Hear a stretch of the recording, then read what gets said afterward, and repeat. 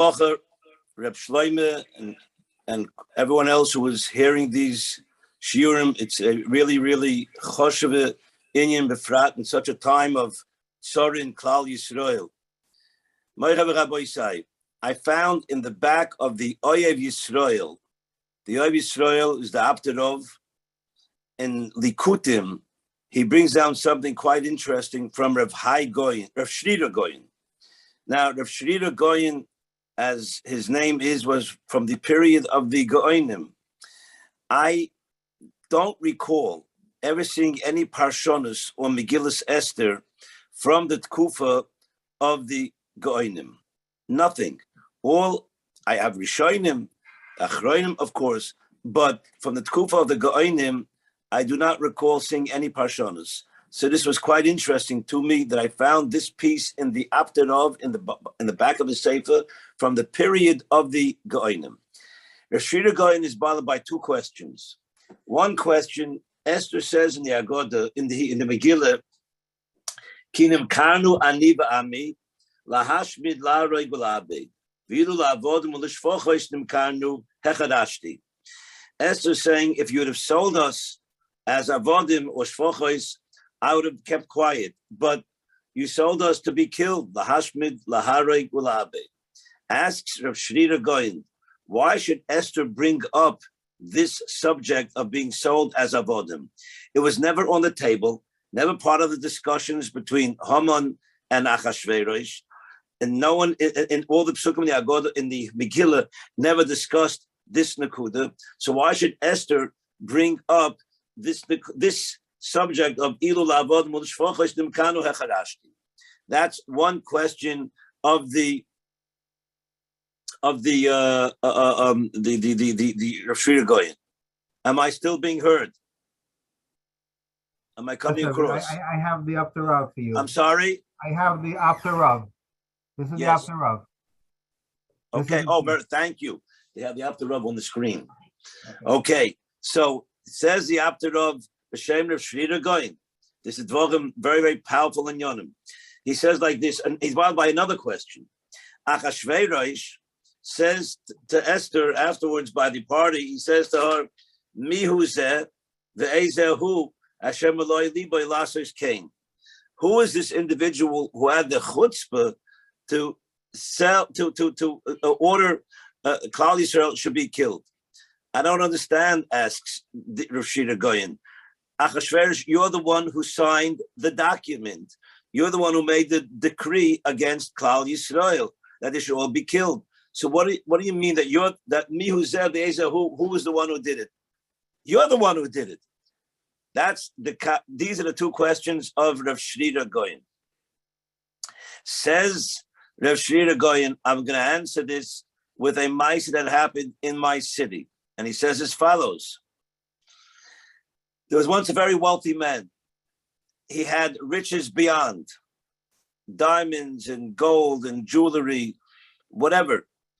And also he had something that was indeed had a worth which was impossible to pay for. He had a Sefer Torah that Ezra Sefer himself wrote. I repeat, a Sefer Torah that was written by Ezra Sefer. This man was in possession of that Sefer Torah. That man was nifter, and he left over as a Yerusha to his two children all the money and all the silver and all the gold, plus the Sefer Torah. His children, each one of them wanted to be in possession and to have the Sefer Torah, and each one of them was willing to give up all of the kesef v'zov shaba'olam that the father had. Abi, as long as I can be the one that will receive the Sefer Torah of Ezra Sefer. The Beis Din in the city, the Beis Din, they paskined that two brothers should make a hagrola. They should make a lottery between them, and the one who wins the lottery, he will win. He will have the choice of deciding what he wants. They made the lottery, and one of them, the one who won, said right away, I want the Sefer Torah, and I'm willing to give away all the kesef and zov of my father, all the money of my father, our late father, Abi, I should receive the Sefer Torah of Ezra Seif. So that was it. There was a Meshumid in the town.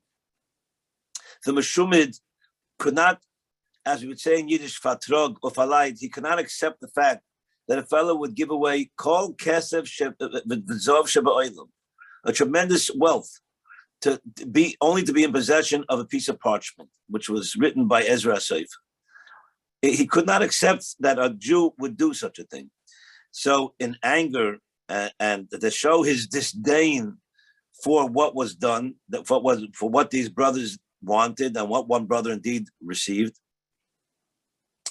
he went and he disguised himself as a Fruma Yid, this Mumar, and he snuck into the Beis Medrash at night when nobody was there. And he took the Sefer Torah and he opened up to the Pasuk in Shmois. It says, Va'abadatem es Hashem Elokeichem, Shmois Chav Gimel Chav Hei, Va'abadatem es Hashem Elokeichem, and he took the ayin of Va'abadatem, which means you shall serve Hashem. It means Va'abadatem es Hashem. He changed it, the ayin, to an aleph, which means Hashem will cause your total destruction. Va'abadatem es Hashem Elokeichem.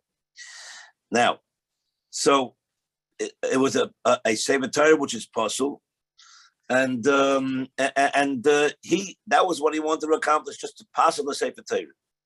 He went and rolled it back up and put it back into the Aron HaKodesh.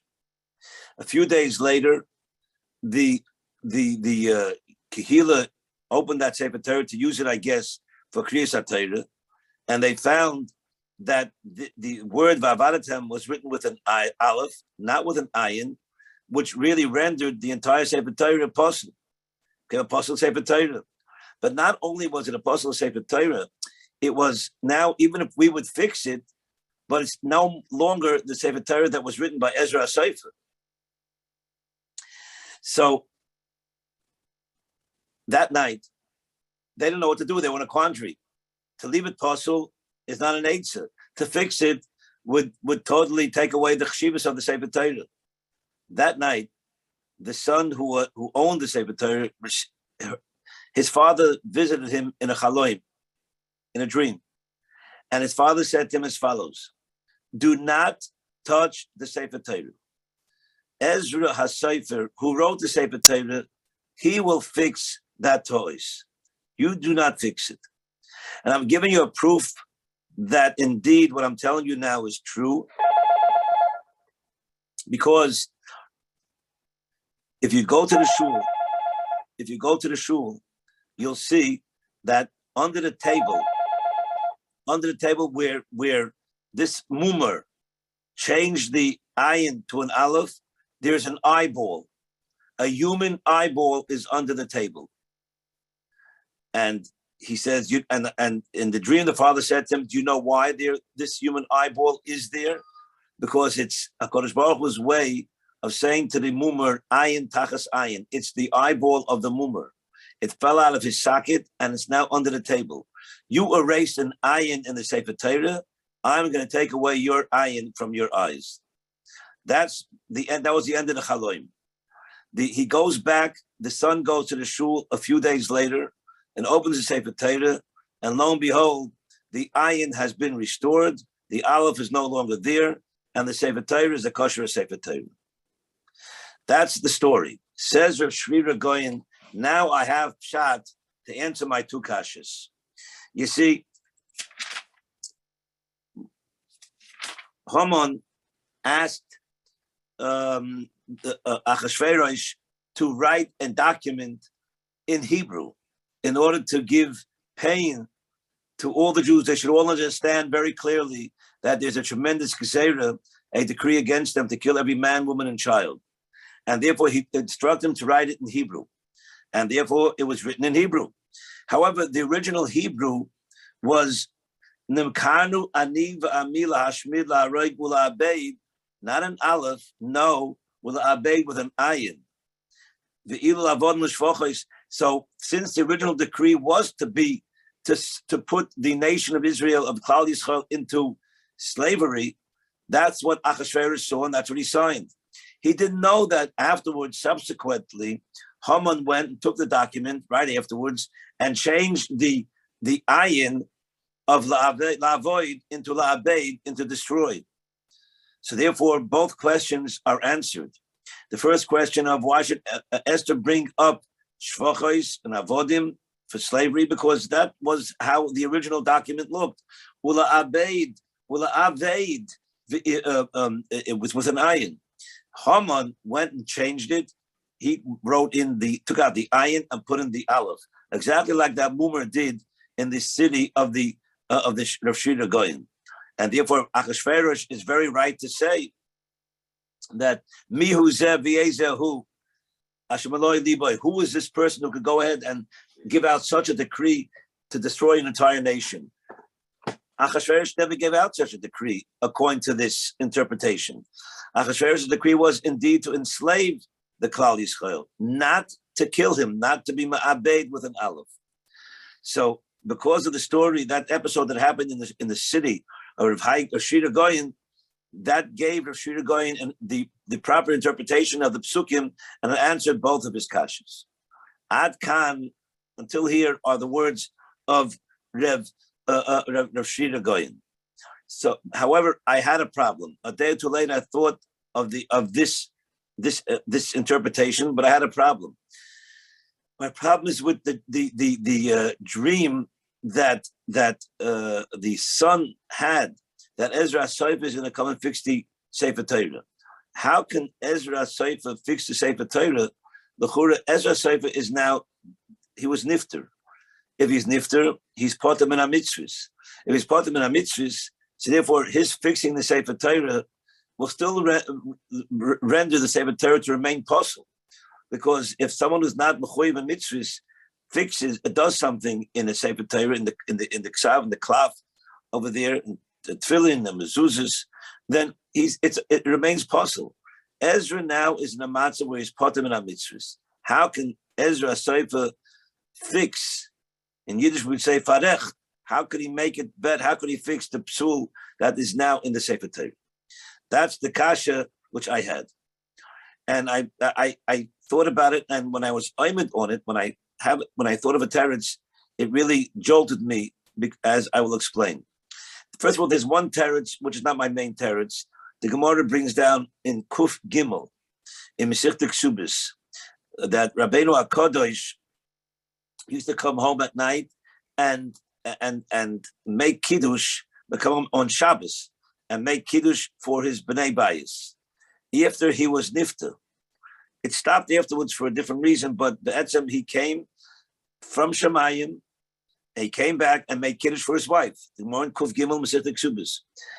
Rabbi Kvege is bothered by this shaila. The chura, what's pshat? If he is dead and is coming with some kind of a miracle face, then it still should not be a kosher sefer Torah. I'm sorry, a kosher kiddush. On that, Rabbi Kvege brings the Sefer Hasidim, which is a Rishon, that says a chidush that tzadikim b'misoson kruyim chayim. In other words, a tzaddik is considered chay, even after to our naked eye it looks as if he was nifter. But you should know there is a concept which is shall we say accepted by Mikvege and by the Sefer Hasidim, which is way before Mikvege, that a tzaddik is considered chai. If he's considered chai, therefore it's no problem making kiddush. If so, by extension, we'll say over here also that Ezra Sofer was considered chai since he's also a tzaddik, and tzaddikim b'misosim kruyim chayim. That's one teretz I thought we could say, but I thought afterwards of a much more profound teretz, and I want to share it with you. I believe it says here a tremendous yesod.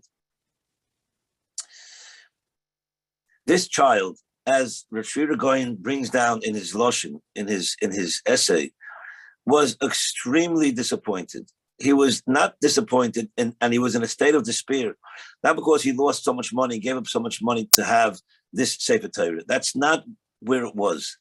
He was in a depression, a state of depression, because Gewalt Nevelt, what was once a Sefer Torah of Ezra Sofer, is no longer. So it bothered him tremendously. He was a cave, a pain, haruchani, a spiritual pain. When a person shows that he can be in such pain for a mitzvah, for kvod shemayim, for a sefer teich v'ezra sefer, then HaKadosh Baruch Hu is willing to make a mapecha and overturn the laws of nature, as we shall explain. We must say over here that HaKadosh Baruch Hu was machayim mesim Ezra sefer. HaKadosh Baruch Hu is willing to go ahead and do something that ordinarily would take it's above the laws of nature to be machayim mesim. Hashem is showing us through this essay of Rav Shira Goyen, through this piece of Torah from Rav Shira Goyen, that if a person is koyev loy, he's in pain, uboyer boy, and it burns him a fire for something which is ruchni, then Hashem is willing to even make a tchias hamesim for that, in order to be masbiyah, in order to take care and relieve the pain from that individual who is suffering the man kvod shemayim. And Bemes, there is a Chedushei Arim in which I found in Baloischa Lagabi the din of Pesach Sheni. We know that there were the Anoshim who were Tmeim Lamesh Lanefesh, and they wanted to bring a korban. They wanted to bring a korban Pesach, and they couldn't bring the korban Pesach because they were Tmeim Lanefesh, and they went to Moshe Rabbeinu. So the Chedushei Arim and Bemes, I found that Moshe Feinstein asks the same question. What do you mean you're going to Moshe Rabbeinu because you want to bring a korban? You are tamei. The Torah was given, and in the Heilige Torah it says if a person is tamei, he cannot bring a korban. So what's your problem exactly that you want to bring a korban? What's the problem? Says the Chedushei Arim, they were mishtoikek, they were hungry, they were obsessed. They wanted to bring a korban Pesach Sheni, a korban Pesach. They couldn't. So what was HaKadosh Baruch Hu's reaction? Before we give you HaKadosh Baruch Hu's reaction, let me just read to you one line of the Chedushei Arim. It's amazing how he portrays these individuals.